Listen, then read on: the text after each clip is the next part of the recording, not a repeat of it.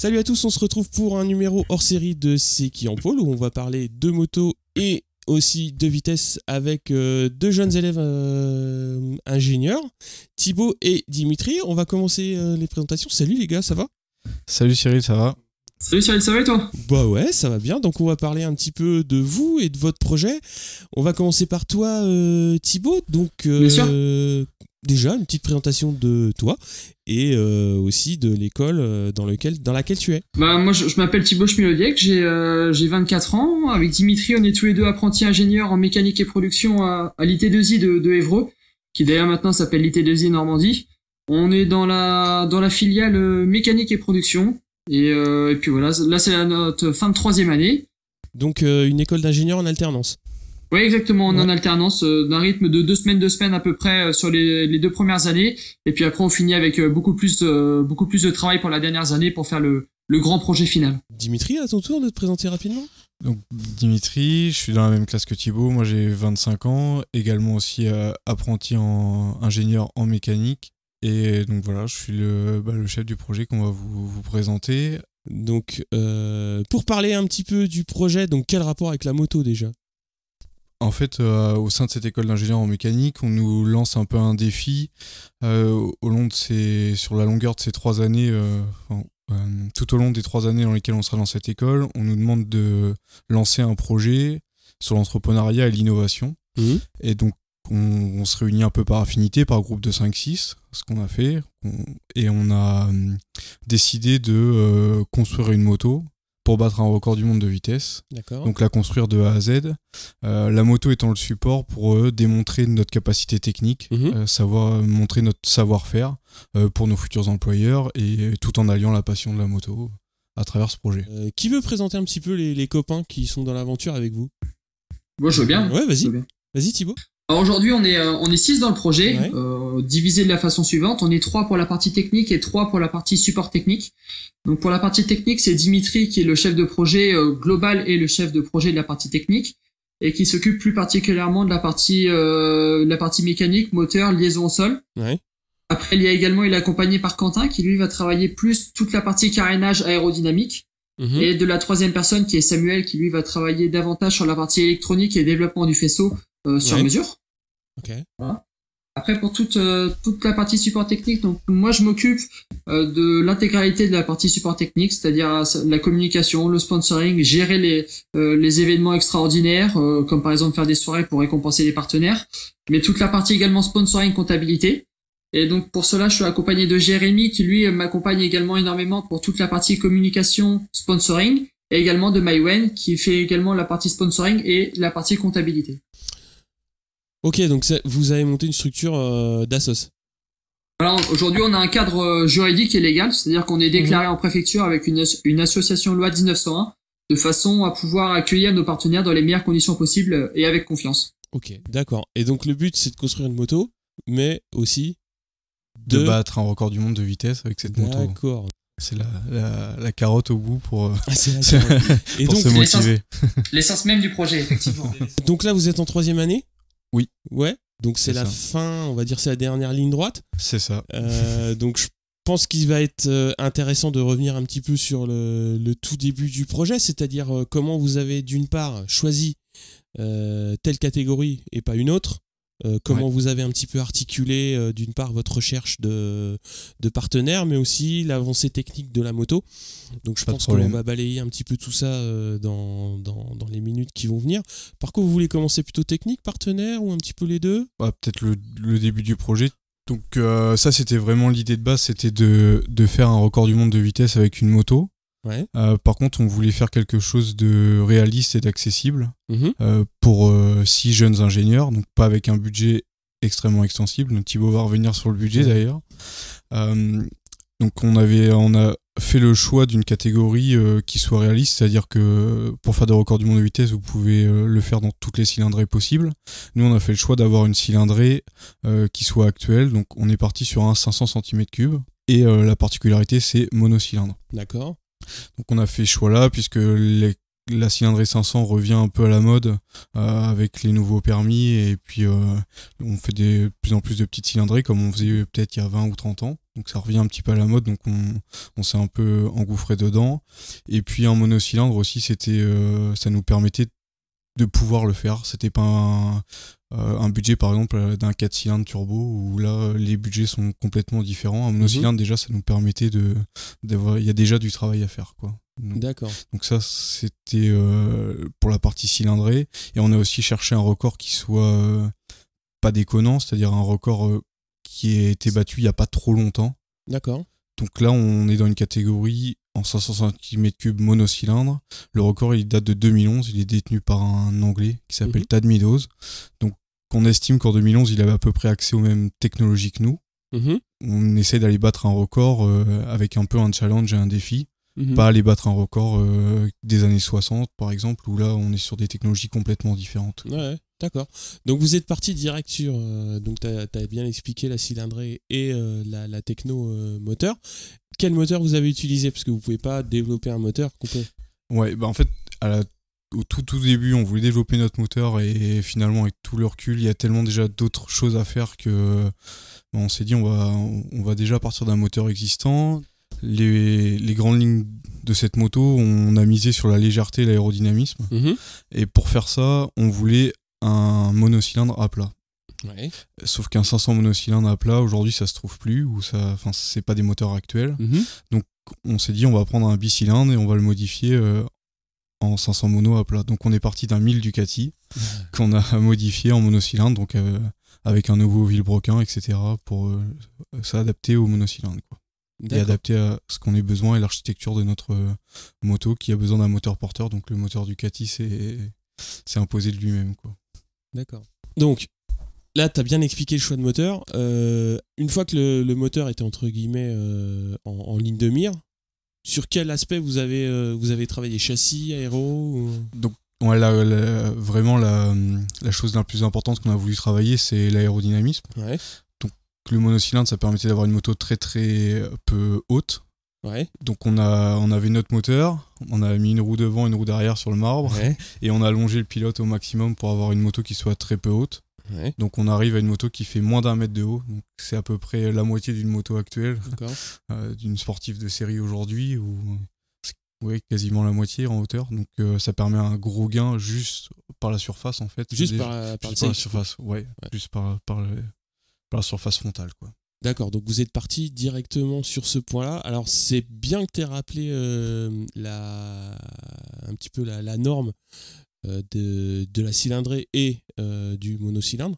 Est-ce qu'il y a des normes techniques qui sont attenantes à votre moto, c'est-à-dire en largeur, châssis, empattement, etc. Oui, en fait, c'était aussi l'un des défis qu'on s'est lancé, c'était de faire un record du monde homologué par la FIM, par la Fédération internationale. Donc, pour construire une moto qui rentre dans ce cadre-là, il y a un cahier des charges, un règlement qui fait à peu près 200 pages, où tout est normé, l'essence que vous utilisez, les matériaux que vous utilisez, la forme du carénage, les parties que vous avez le droit de caréner ou non. Les poids minimums. Les poids minimums, vraiment tout est normé, ce que vous avez le droit de faire et pas faire, pour que tout le monde soit sur le même piédestal, quoi. D'accord, donc tout ça c'était en lien, comme tu l'as dit, avec la FIM, vous avez eu un support Oui, donc on s'est rapproché de la FIM, et donc via la Fédération française de moto, qui nous a reçus et qui nous a aidé à travailler sur le sujet, autant sur l'administratif que sur le technique, quoi. D'accord, donc là le but il est clairement d'homologuer le record. Le but est clairement d'homologuer le record, et Thibaut vous en parlera un peu plus, c'est lui qui est en charge de toute la logistique, mais pour le 15 et 16 septembre cette année, on s'alignera au départ d'une course pour tenter de battre le record du monde. Homologué par la FIM, qui est très important pour nous. D'accord, donc t'as lâché une date là. Oui. Et oui, donc là, on a un peu la pression parce que c'est dans 3 mois, donc il faut finir, donc ça vient très vite. Thibaut, pour en revenir un petit peu à l'organisation, est-ce que l'école ou les locaux étaient, entre guillemets, capables de vous permettre d'avancer sur ce projet ? En fait, ça fait quelques années que l'école demande aux apprentis ingénieurs de faire des projets de promotion. Par contre, la plupart du temps, les projets ne sont pas aussi ambitieux que ce que nous avons décidé de faire. Donc, il n'y avait pas les infrastructures nécessaires pour accueillir le projet avec nos besoins, pour satisfaire tous nos besoins. Un atelier. Voilà, c'est ça. Ouais. Et en fait, les premiers mois, on travaillait dans le garage personnel de Dimitri. Okay. Et vu qu'on était tous apprentis un petit peu partout en Normandie ou à l'extérieur, ça nous faisait énormément de routes. Et donc vraiment, le premier défi de ce projet, c'était de trouver un atelier qui soit centralisé pour tout le monde, pour travailler dans les meilleures conditions. Et donc voilà, l'une des premières tâches des supports techniques, ça a été de faire installer un conteneur au sein de l'école, de façon à pouvoir l'aménager et à travailler dans les meilleures conditions possibles. Et donc, grâce à ça, vous avez pu travailler comme si vous étiez à l'école. Voilà, exactement. C'est-à-dire que une fois que le conteneur était installé, à la fin de nos journées de scolaires, on va dire, après 17h30, on se réunissait tous dans le conteneur qui est dans l'enceinte de l'école et on travaillait le soir jusqu'à 23h, minuit, voire plus tard. Donc c'était vraiment idéal. Donc oui, tu parlais du développement spécifique du faisceau. Est-ce qu'il y a eu d'autres développements spécifiques, Dimitri ? Oui, il y a eu des développements un peu inédits, comme par exemple la fabrication sur mesure de jantes en carbone. Ouais. Donc ça, c'était un peu un besoin qu'on avait du fait du moteur Ducati qui est assez lourd et de la structure moteur porteur. Donc on a fait des choix pour alléger et on a sollicité donc nos collègues de la partie support pour qu'ils trouvent un partenaire capable de nous réaliser ces jantes. Et on a par exemple bâti ce partenariat avec une entreprise en Slovénie qui a développé ces jantes sur mesure pour nous. D'accord. Exemple. Donc vous avez lié à la fois donc effectivement un besoin technique avec les copains de la fonction support qui ont été chercher le partenaire et proposer le partenariat. Voilà, en fait c'est comme ça qu'on a travaillé tout au long du projet. C'est nous, on exprimait notre besoin et la partie support technique, donc notamment Jérémy, essayait de trouver l'entreprise qui serait le mieux à même de répondre à notre besoin. Et ça de manière gratuite, ou que ce soit un sponsoring, un partenariat d'innovation technique. Essayer d'avoir un partenariat gagnant-gagnant, c'est-à-dire que nous, on a un besoin technique et technologique. Cette entreprise-là, elle souhaite aussi développer des nouvelles technologies et pouvoir proposer ça à ses clients aussi par la suite. Et donc nous, ça nous permet d'avancer dans notre projet et eux de proposer des nouveaux produits à leurs clients. D'accord, de montrer qu'ils sont à l'écoute des besoins qui peuvent arriver. Voilà, et un record du monde de vitesse, ça parle à leurs clients. On est un beau et un bon support de communication pour eux. Donc la partie support technique arrive bien à vendre cette idée-là. Et ça nous permet de décrocher des partenariats assez inédits comme ça, par exemple. Ok. On a parlé moteur, est-ce qu'on glisse un petit mot sur le calculateur ? Alors, toute l'électronique, on a choisi de la développer nous-mêmes pour répondre vraiment à nos besoins. Donc, on n'a absolument rien gardé de l'électronique et des capteurs et des actuateurs Ducati d'origine. On a implanter tous nos capteurs pour répondre à nos besoins avec un calculateur anglais donc qui est DTA avec lequel aussi la partie support technique a réussi à bâtir un partenariat et donc on part d'un calculateur entre guillemets vierge, dit programmable, dans lequel on va rentrer toutes nos stratégies et programmer toutes nos stratégies de course quoi. Donc on va gérer l'anti-patinage, le shifter bien évidemment, tout pour aller pas vite mais vite. Tout ce travail-là, c'est-à-dire conception châssis, aéro, implantation du moteur, ça vous a amené jusqu'à quelle date au niveau planning ? À peu de choses près. Alors au niveau planning, c'est également été un sacré défi parce qu'aujourd'hui, il n'existe que très peu de structures dans le monde qui accueillent des événements homologués FIM. C'est-à-dire qu'aujourd'hui, on peut faire des records du monde assez facilement. Par contre, faire des records du monde homologués FIM, c'est vraiment très compliqué.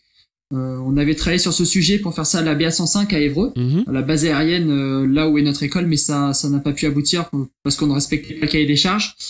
Et après on a essayé de diversifier un peu nos solutions. Alors soit on allait aux États-Unis, mais au niveau budget on s'y retrouvait pas. Et on a réussi dernièrement à trouver une piste donc à Elvington en Angleterre, au nord de l'Angleterre, pas très loin de Leeds, qui serait capable d'accueillir un événement homologué FIM le 15 et le 16 septembre 2018. D'accord, donc c'est un événement FIM, c'est-à-dire que vous serez les seuls à courir ou il y aura d'autres motos qui vont tenter des records sur d'autres catégories ? Alors en fait, ça va être un week-end complet où il va y avoir que nous qui allons faire des records FIM. D'accord. Par contre, effectivement, tout le long du week-end, il va y avoir d'autres records du monde non homologués FIM, mais des records du monde quand même. D'accord.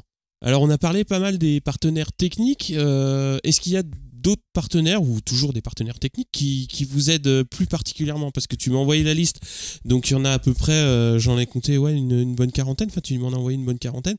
Ouais. Est-ce que vous avez des partenaires, mais des partenaires majeurs? Il y a des gens qui ont été pour nous des partenaires techniques, c'est-à-dire qui nous ont fourni ou aidé sur des sujets techniques, à développer tel matériel, à nous usiner telle pièce par exemple, et d'autres entreprises qui ont été des partenaires financiers pour le projet, puisque bien évidemment il y a des choses qu'on a dû acheter et donc il fallait aussi rentrer du cash, rentrer des sous dans cette association. Donc on a été aussi, Thibaut a été aussi démarcher des entreprises pour récupérer du financement. Donc ça c'est un peu un autre type de partenariat. D'accord.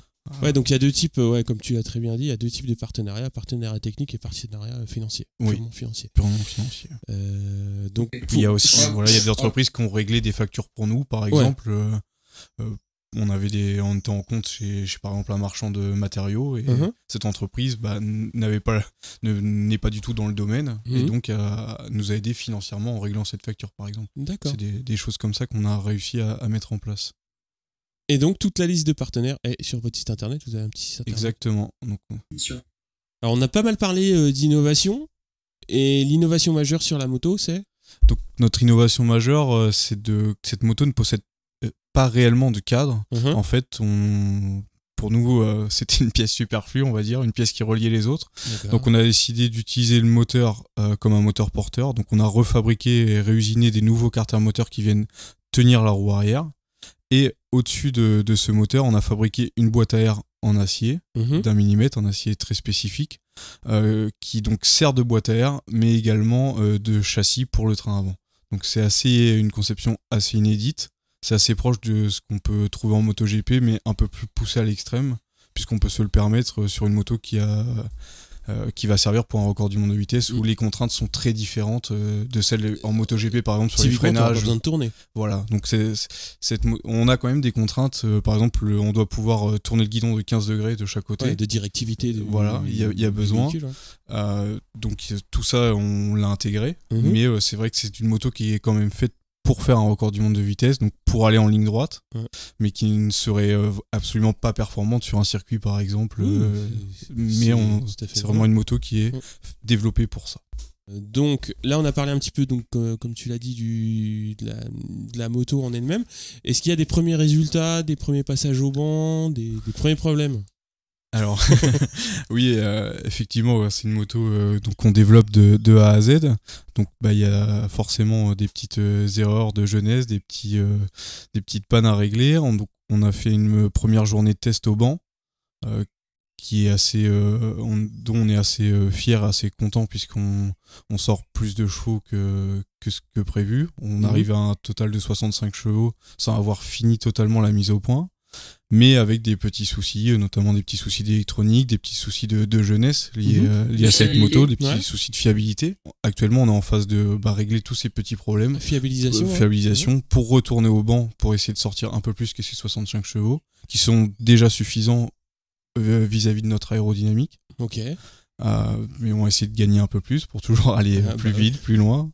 Donc on est vraiment en bonne voie et nos choix qui étaient audacieux il y a 6 mois, 1 an, se sont confirmés et donc on est assez fiers de ça, puisque même certains professionnels de la moto par exemple nous ont expliqué que c'était audacieux, que c'était pas possible ou que ça allait coûter très cher en développement, etc.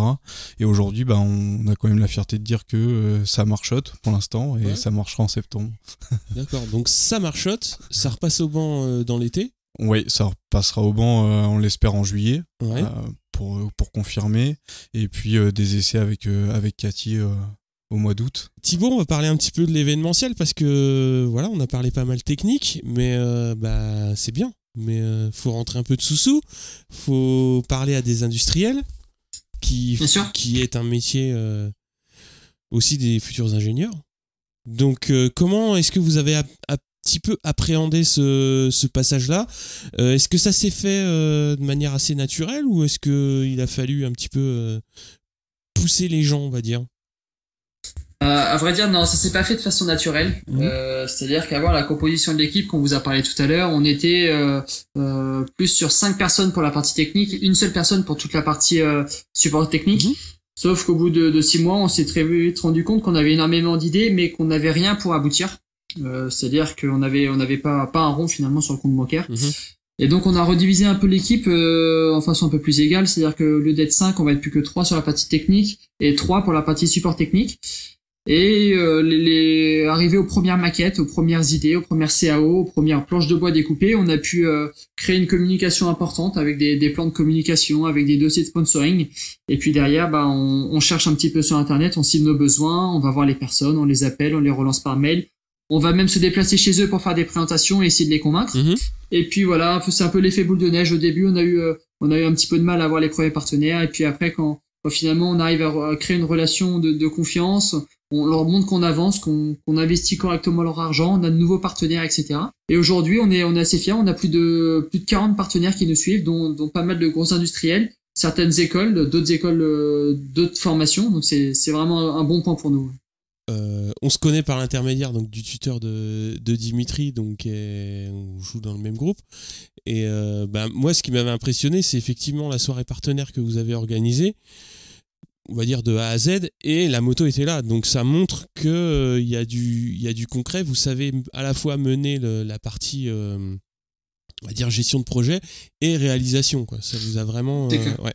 Ça a été aussi une des choses que nous a demandé Thibaut et son équipe dans le début, c'était de faire une maquette de la moto. Donc on a fait une maquette échelle 1 de la moto en bois. D'accord. Avec des roues simples, etc., des roues de moto classiques. La récupération, en fait. Pour qu'ils aient un support.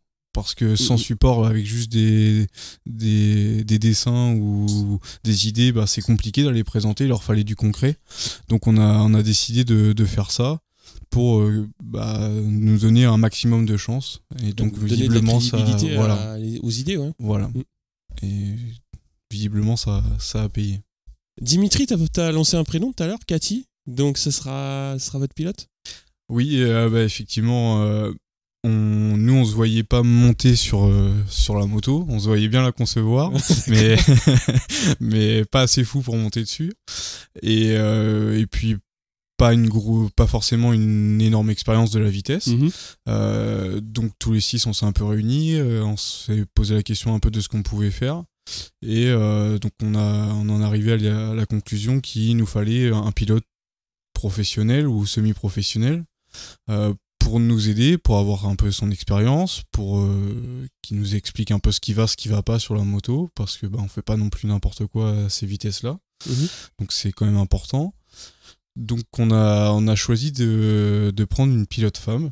Donc, déjà pour la com aussi, puisque ça permet c'est un peu plus facile de faire de la com. Donc on a essayé de rencontrer un peu plusieurs pilotes femmes françaises qui se débrouillent bien à l'international. Et puis on a rencontré donc Cathy Calmont, qui est une pilote qui court en championnat d'Europe, donc qui est 2 fois championne d'Europe d'ailleurs. Qu'on a rencontré, donc avec qui le feeling est super bien passé et qui a accepté de se lancer dans cette aventure. Vous la voyez à quelle fréquence, à peu de choses près ? La communication avec elle, comment ça se passe ? Donc Cathy, elle habite assez loin, elle habitait dans les Vosges et maintenant dans les Pyrénées, donc elle est assez éloignée de notre atelier. Par contre, on se suit régulièrement via Internet et le téléphone. Et à chaque sollicitation, Cathy fait l'effort de venir. Donc, c'est vraiment sympa. Elle a participé avec nous à plusieurs journées, ateliers, comme on les appelle. Et par exemple, puisqu'on développe tout le carénage autour de sa morphologie, donc on n'a pas le choix que de l'avoir pour tout former vraiment à ses besoins et à sa morphologie.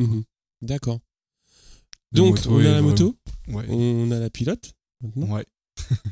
Thibaut, quand est-ce que ça marche ? Quand est-ce que ça marche ? Les prochaines grandes lignes, on va dire que le passage au banc, ça va être juillet. Ouais. C'est vraiment l'objectif.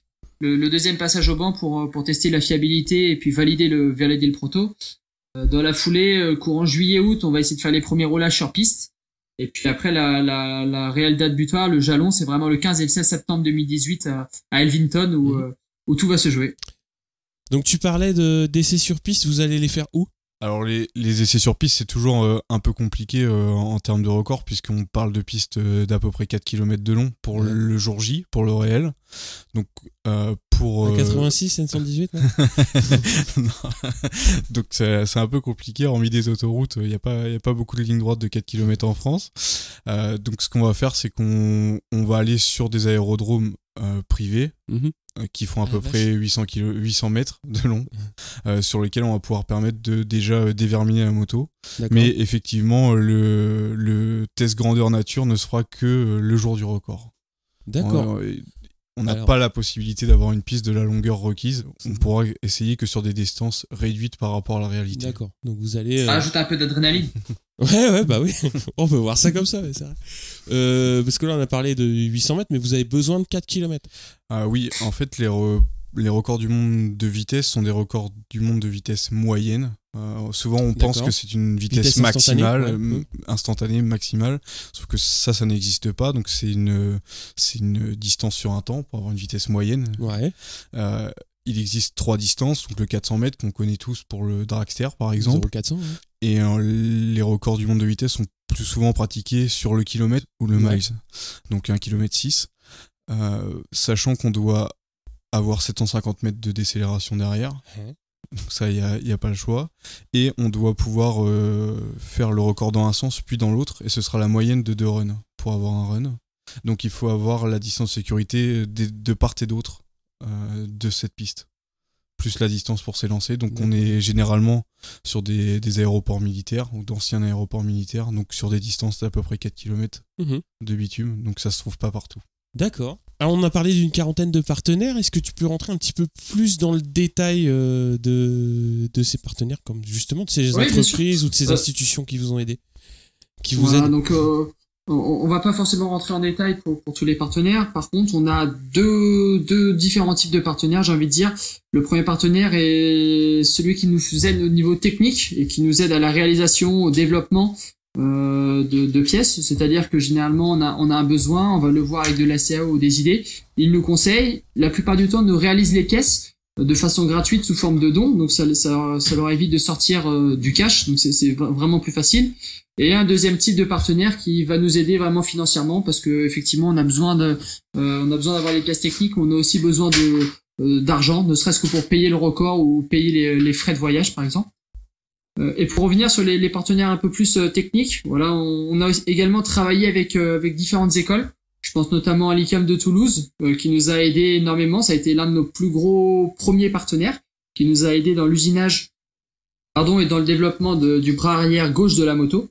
Voilà, donc le deal, c'était qu'il nous accompagnait dans l'usinage, que nous on communiquait de façon à pouvoir motiver leurs élèves. Voilà, ça donne un sens peut-être un petit peu plus concret à leur formation. Un brin de motivation supplémentaire. Donc voilà, c'était vraiment génial de partager ça avec eux. Ou encore avec l'école de la performance, située à Nogaro, qui nous a énormément aidé, notamment dans le rééquilibrage du vilebrequin. Donc là, ils ont organisé ça sous forme de travaux pratiques, toujours pour les élèves, de façon à les impliquer le plus possible. Et ce type de relation, ça fait des relations gagnant-gagnant. Nous, on essaie de motiver les jeunes, ça nous rend des services, on faisait un développement, un partenariat vraiment solide, donc c'était génial pour tous les côtés, quoi. Ouais, tu parlais du déplacement donc en Angleterre, à la grosse comme ça, il y a un budget de combien là-dessus ? Il faut compter à la grosse au moins 1 000 € pour se déplacer tous les 6, plus la moto, plus Cathy, donc ça fait un sacré budget quand même, ouais. Le gros du budget est quand même l'officialisation du record. Ouais, combien ça coûte ? Qui est de 5 000 €, c'est-à-dire que la fédération internationale nous demande un chèque de 5 000 € pour déplacer les commissaires, puisqu'il faut savoir que la moto sera intégralement démontée avant puis après le record pour justifier du règlement, c'est-à-dire justifier qu'on respecte bien tous les points du règlement. Il y a pas que la cylindrée, c'est vraiment très très complet comme règlement. Donc il y a plein de mesures et de tests de matériaux pour savoir si on utilise bien les bons matériaux, l'essence aussi, puisqu'on n'utilise pas une essence d'e-commerce, on utilise une essence spécifique. Donc on a choisi de travailler avec Elf par exemple. Donc on a une essence spécifique, laquelle va être analysée par ce qui est logique, comme en MotoGP, comme dans toutes les catégories. Donc il y a ça. tout le système de chronométrage qui est normé et réglementé et qui est le même pour tous les autres records du monde. Donc il y a toute cette logistique-là et ça a un coût de 5 000 € pour officialiser notre record, puisque c'est vraiment notre but, c'est d'avoir vraiment notre nom inscrit à côté des plus grands, comme par exemple Coluche, ou pour citer que lui en tant que Français. Celui qui est le plus, le plus connu, quoi. Plus connu, quoi. D'ailleurs, pour rebondir à ce sujet, nous avons fait une présentation à la FFM. Voilà, on a rencontré le directeur des sports et des réglementations à la FFM, on leur a présenté le projet. Et donc il a été très surpris, déjà parce que ça fait énormément d'années qu'il n'y a pas un Français ou des Français qui ont essayé de battre des records du monde FIM. Voilà, c'est quelque chose qui était très peu commun pour lui, et on a été extrêmement bien reçus. Et aujourd'hui, étant donné qu'on veut faire ça en Angleterre, on travaille à la fois avec la fédération française et la fédération anglaise, de façon à avoir leur autorisation pour concourir dans un pays étranger. D'accord. Donc voilà. Ouais. Bon, moi je crois qu'on a fait le tour. Est-ce que vous avez quelque chose à ajouter? Un petit quelque chose? Je pourrais juste rajouter que ça a été un défi permanent et qui nous a forgé notre future carrière d'ingénieur. J'espère qu'on sera tous diplômés, mais ça nous a beaucoup appris sur le plan technique, sur le plan humain, sur la gestion de projet. Ça a été énorme. On est passé un peu par tous les états. Ah bah j'imagine. Ouais. Mais l'avantage d'être assis sur un projet comme ça, c'est que quand il y en a 2 ou 3 qui baissent les bras, il y en a 2 ou 3 qui ont la frite, donc ils redonnent un peu le moral aux autres. Et puis c'était comme ça. Ça n'a pas toujours été facile, mais on a quand même su mener au moins le projet jusqu'ici déjà, et c'était pas gagné dès le début. Ouais, c'était ça en fait, le petit truc. Petite question que je voulais, c'est parce que voilà, le diplôme approche. Oui. Vous en êtes où à peu près? Aujourd'hui, on en est qu'à l'heure où on se parle, dans une semaine, on passe la soutenance finale. D'accord. Voilà, qui va définir si oui ou non on va avoir le diplôme d'ingénieur. Donc on est vraiment dans les dernières lignes droites. D'accord. Ouais, on soutiendra dans une semaine donc notre projet final, ces 3 ans d'apprentissage en tant que futur ingénieur. Un gros travail d'équipe, c'est pas grand chose. Non, si vous avez fait le tour, il ne nous reste plus qu'à dire je voulais quand même remercier toute mon équipe, et puis suivez-nous, et puis au mois de septembre, déjà on fera un petit live du week-end pour que vous puissiez nous suivre en direct, parce qu'on comprend bien que vous pouvez pas être présent sur place. Oui. Mais justement, toute l'équipe de Thibaut est en train de travailler à voir comment on peut retransmettre le mieux possible l'événement. Donc il y a toutes ces questions-là aussi à se poser, puisque il y a beaucoup de partenaires, et il y a aussi beaucoup de gens, de particuliers qui nous ont suivis, soutenus. Voilà, ils nous ont soutenus et qui nous ont permis de rêver, de faire ça. Et donc on se doit de les remercier, et puis de leur faire un retour de ce qu'on vivra là-bas, quoi. Ouais, et donc on peut vous suivre où? Parce que alors, moi je vous ai trouvé sur Facebook, Thibaut.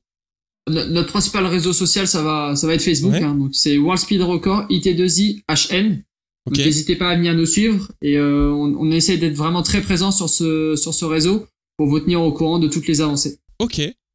Bon. Ouais, vous pouvez retrouver sur cette page Facebook l'avancée de la moto vraiment du début des premières planches de bois coupées pour faire la maquette jusqu'à aujourd'hui, le détail un peu de chaque pièce. Et puis si vous avez des questions, n'hésitez pas, on peut vous contacter. Vous pouvez nous contacter. Est-ce vous que tu pouvez fais des venir nous révisions, voir. par exemple? Non, on n'a pas le temps en fait, on est vraiment débordé. Est-ce qu'un calage Big Bang en MotoGP ça te fait peur ou pas? Non. Ça les vilebrequins on maîtrise maintenant. Ça tu maîtrises. Mais gaz, hein. Thibaut. Merci à tous les partenaires, et puis maintenant dernière ligne droite, on va tout donner à fond, et puis essayer de vous rendre tous fiers. Ouais, oui. Déjà, ce que vous avez fait, c'est super chouette. Maintenant, il faut effectivement mettre le tampon qui avalise tout ça. C'est notre engagement qu'on a pris auprès de nos partenaires, c'est de se présenter à un record du monde de vitesse. Donc avec une moto qui passe toute la batterie de test. Et après, qu'on batte ou pas le record, c'est autre chose. C'est le côté sportif derrière, ça ce sera mieux. Mais déjà, on aura bâti toute cette moto qu'on aura vraiment construit nous-mêmes de A à Z. Et dont on a... voilà. Et qui finira dans un beau musée. Bah oui, non mais attends, déjà, oui. Faut aller sur la page Facebook pour voir à quoi elle ressemble, parce que des motos comme ça, on n'en voit pas tous les jours. C'est un super chouette projet. On vous souhaite le meilleur pour aller au bout au mois de septembre. Merci beaucoup. Merci. Et puis, de toute façon, on suivra vos nouvelles. J'espère. Ouais. Pas de problème. Bon, allez, ciao, ciao. Salut. Salut, merci beaucoup.